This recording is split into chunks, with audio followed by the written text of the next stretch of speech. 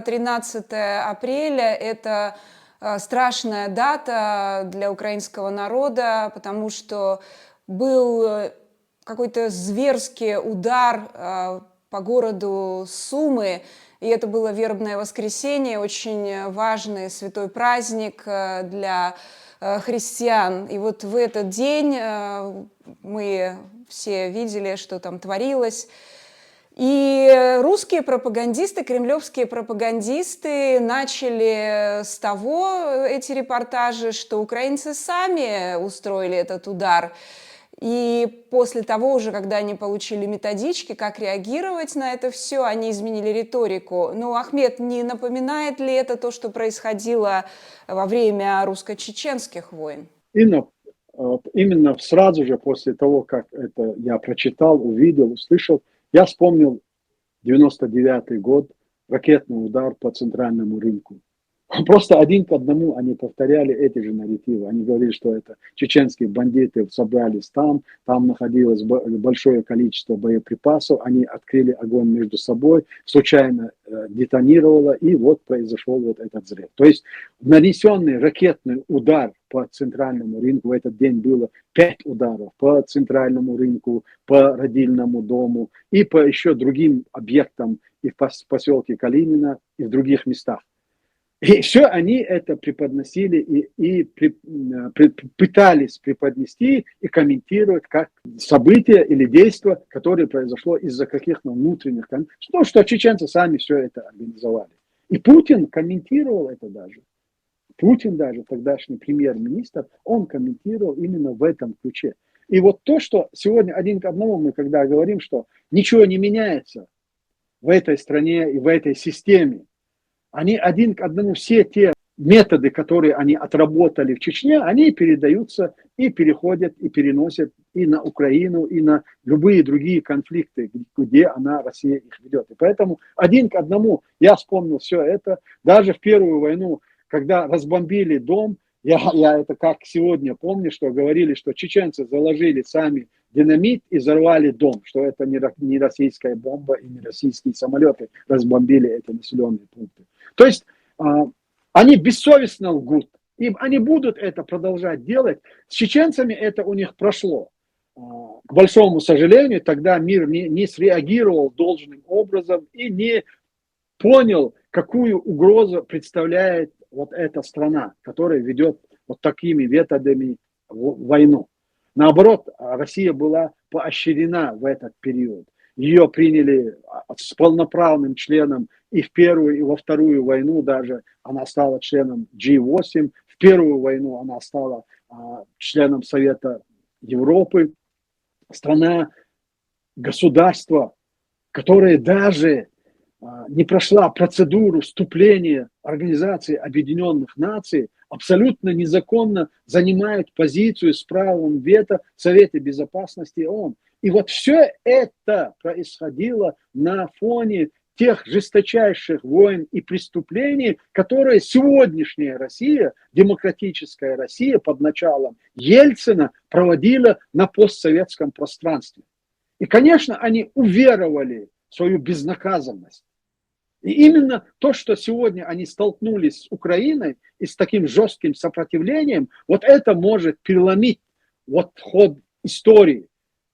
Сломать хребет этому монстру. С тех пор, пока это не произойдет, вот мы будем свидетелями всех этих негативных или жесточайших войн, которые Россия развязывала все эти столетия, пока она оставалась Российской империей. И сегодня я глубоко убежден в том, что если Россия не проиграет войну в Украине, не просто приостановит военные действия, заключит перемирие, а если не будет военного, стратегического военного поражения Украины, Россия развяжет Третью мировую войну. Вот этому мы должны быть готовы все. Есть такой феномен вот этих хороших русских в белых одеждах, которые, вот что бы ни происходило, какой бы новый поворот, они всегда в белых одеждах, на коне, горцуют, указывают всем вокруг, кто в чем не прав. Они всегда во всем правы. И это касалось и во время полномасштабного вторжения, когда вот мы все думали, ну, может быть, сейчас они хоть раскаются, что они принимали участие в информационной поддержке войны против Чеченской Республики. Куда там? Нет, они вошли в когорту людей, которые за мир, которые указывают всем, как себя вести, которые на украинских каналах учат всех, как надо быть. И вот вчера, что меня поразило, позавчера, реакция на эту страшную катастрофу. Вместо того, чтобы кричать, кто враг, что их страна – это враг, их страна – убийца. Они так не кричат.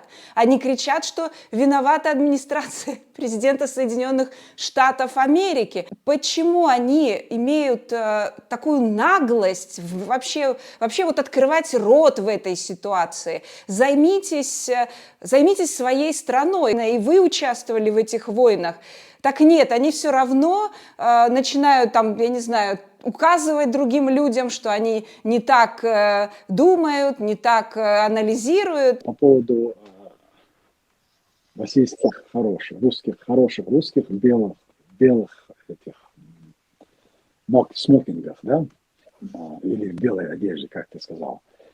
Да, они будут. Это дело в том, что, Инна, я не перестану уставать, я не буду уставать говорить все и повторять. Это часть этой системы. И до тех пор, пока мир будет позволять им делать то, что они делают, самое главное, до тех пор Украина будет им позволять и предоставлять информационные площадки у себя, они будут продолжать делать то, что они сегодня делают. На самом деле, то, что вот эта антиамериканская истерия, которая проходит и ими озвучивается, она не случайна. Я говорю, это часть вот той игры и той политики, которая ведет сегодня Кремль, и система, которую возглавляет Путин. А это часть этой системы. Все понимают, несмотря на то, что я говорил и говорю, что да, позитива в том, что сегодня делает администрация Трампа, во многом больше, чем негатива, кроме вот эмоциональных ощущений, да, что да, Путин военный преступник, да, очень обидно, что с ним разговаривают, да, обидно, что его снова выводят на международную арену в качестве какого-то договороспособного деятеля, политика, он военный преступник. Вот это эмоциональная сторона. А практическая сторона, я уверен в том, что все, что до сих пор делалось и делается, это на пользу общему делу. То есть сегодня создается новый субъект, это Европейский Союз, который обретает международную субъектность. И они сегодня должны будут взять на себя ответственность во многом за то, что происходит в Европе, чего они до сих пор не делали.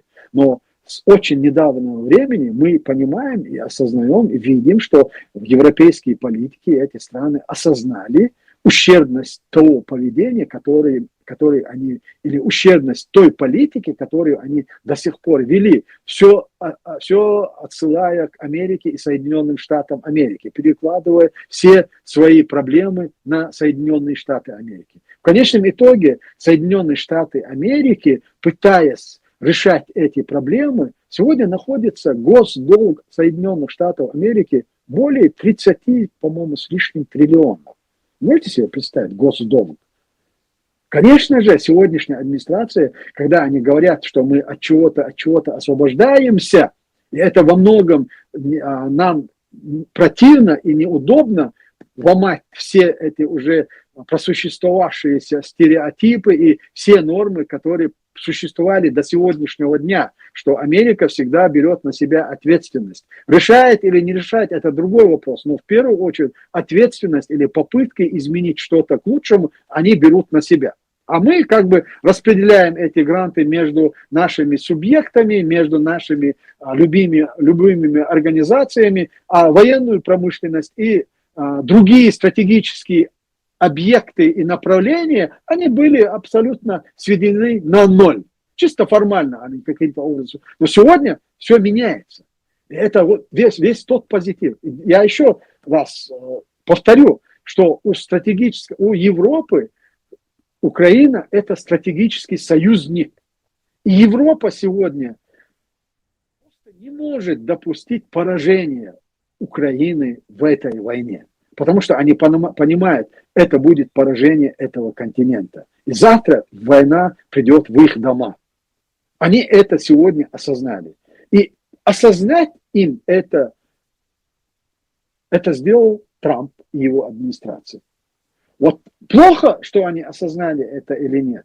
Я считаю, это очень здорово, что они осознали и что сегодня они меняют свою политику. А те, кто пытается сегодня Америку и Украину противопоставить, понимают, что на этом этапе Европа еще не готова заменить Соединенные Штаты Америки ни в одном стратегическом вопросе. Ни по безопасности Европы, ни по обеспечению гарантии безопасности Украины и по продолжению поддержки военной, именно военной поддержки Соединенных Штатов Америки, в чем больше всего нуждается сегодня Украина.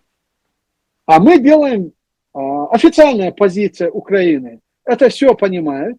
Да, у них была попытка объяснить, что вот этот метод, который сегодня избрал Трамп и его администрация, что она с Путиным не будет работать.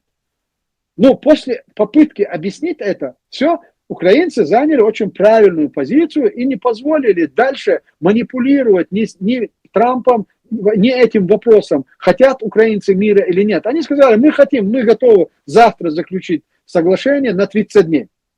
И что мы видим? Вот то, что Зеленский тогда пытался объяснить в овальном кабинете вице-президенту Соединенных Штатов Америки, что о какой дипломатии можно говорить с Путиным. Вот сегодня сами Соединенные Штаты Америки столкнулись с этим. Отношение Соединенных Штатов Америки к этой проблеме, к русско-украинской войне, оно изменится. Потому что другого шанса просто Путин им не даст.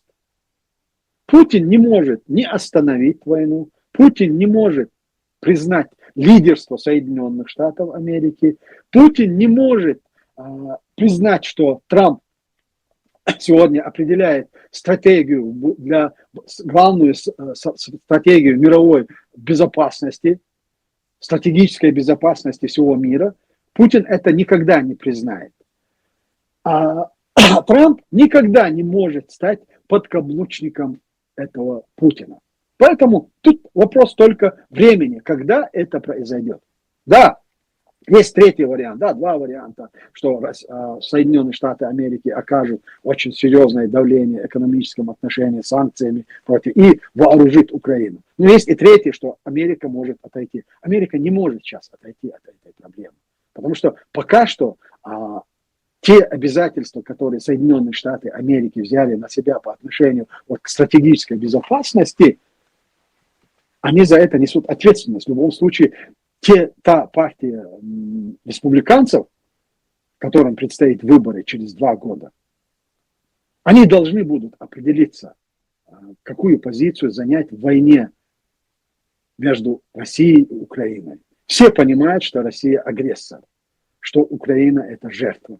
И еще самое главное для нас, для информационных деятелей, для вас, для других информационных служб, это донести и доносить правдивую информацию о тех событиях, что происходит, что стояло, что являлось причиной начала этой войны, за что Путин ведет эту войну, почему она продолжается, почему украинцы правы и они будут защищать свое отечество и свои семьи и свои дома. И это их право и обязанность. Конечно, в Америке и политики, и больше, чем где-либо, зависят от общественного мнения. А формирование общественного мнения, вот это как раз-таки задача информационных ресурсов и информационщиков. Поэтому должна вестись работа не просто такая оголтелая антиамериканская истерия, а абсолютно конструктивная работа по разъяснению и по доведению истинных причин начала войны и цели и задачи России в украинской войне, в этой войне, которую они развивали против Украины. И я вспоминаю твое интервью недавнее, которое мы тоже опубликовали одному украинскому каналу, которое мне очень понравилось, где ты совершенно вот с таким здравым смыслом подходишь к этой описанию этой антиамериканской истерии, что вообще-то американские президенты вообще-то вели себя, на протяжении вот этой демократической России истории, да, с 91 года, куда хуже, потому что, они предали и Грузию, они предали Чеченскую республику несколько раз, они все время показывали, что они друзья России, они осуществляли перезагрузки. С другой стороны, есть вот эта история с тем, что сам Путин и традиционно, как и другие деятели России, как они пытались заигрывать с американскими президентами. Например, когда мы брали интервью у журналиста газеты «Выборча» Вацлава Радзивиновича, он рассказывал, что они с Адамом Михником брали интервью у Путина в самом начале его президентства. И как он на их глазах сначала их вербовал, что он так любит поляков, он так относится хорошо к католикам, он любит Папу Римского. И тут же на их глазах они видели интервью, когда приезжали какие-то леваки с другой страны к Путину, он вот точно так же на 180 градусов переменился и стал говорить, что эти католики, да, они страшные, они всю жизнь были против России, этот Папа Римский и так далее. То есть этот человек профессиональный вербовщик. Как бы ты прокомментировал его вот эти попытки заигрывать с новой администрацией президента? Я уверена, что новая администрация Соединенных Штатов это не такие там люди, кому можно вешать лапшу на уши, но тем не менее вот эта вот техника вербовки, она очень интересна. Как ты прокомментируешь ее? Россия или российские лидеры всегда пытались манипулировать президентами или политическими деятелями. Особенно это касалось то, что на моих глазах происходило, да, вот эти последние 20-30 лет. Я вчера упоминал о том, что Брежнев во время встречи с Картером, когда они встречались в 1979 году в Вене и обсуждали вопрос о сокращении ядерных вооружений, ракет средней дальности, он заявил о том, что он сказал Картеру, зная его отношение к религии, что он очень богобоязненный человек, он сказал, нас Бог не простит, если мы допустим ядерную войну и не сделаем так, чтобы мы сократили наши вооружения. Вот представьте, Брежнев еще в те годы, 1979 год, он практически не разговаривал, но однако ему вложили в уста вот эту фразу, и он ее озвучил во время встречи. И это очень имело серьезное воздействие на Картера. Он сразу записал это. Конечно, для них, вот что коммунисты, безбожники, атеисты, что они боятся Бога, это было что-то новое. И тот же самый прием использовал уже Путин против Буша-младшего. Когда во время первой встречи в 2001 году, по-моему, в Словении эта встреча была, и Путин показал маленький алюминиевый крестик, который он носит с собой. И рассказал предысторию этого креста. Что ему мать его в детстве подарила. Потом был на его даче большой пожар. Перед тем, как зайти в сауну, он его снял, повесил. И когда разгорелся пожар, они все выбежали, и крестик остался внутри. И он очень сожалел, что алюминиевый крестик исчез навсегда. Но однако в последующем какой-то рабочий, который разбирал эти развалины, вынес и показал ему целый крестик. С ним ничего, все сгорело, а с этим крестиком ничего не произошло. Он с этого времени, якобы Путин не расстается с этим крестом. И это имело огромное воздействие на Буша-младшего. Вы знаете, что Буш тоже говорил, что не чуть ли он разговаривает с Господом Богом в какие-то ночные времена. И он сказал, что вот Путин верит в какие-то священные потусторонние силы. И вот, в общем, с этого времени отношение Буша к Путину изменилось. Он сказал, что он взглянул ему в глаза и сделал выводы, что с этим человеком нужно иметь дело и что ему можно доверять. И вот в результате вот этого взгляда в глаза Бушу Грузия потеряла 20% своих территорий. 20% своих территорий. Это при Буше Россия захватила эти территории. По-моему, при Буше 2008 год война, еще Буш был президентом. Ну, в последующем все эти уже при Обаме заключение, что ничуть ли Грузия сама начала войну и проиграла эту войну. То есть о чем я говорю. И в последующем, что происходит, вот почему я все эти истории вспомнил. Да, прошла какая-то информация о том, что Трампу не понравился его портрет где-то, который куда-то где-то повесили. И тут же Путин через Виткофа передает портрет Трампа Трампу.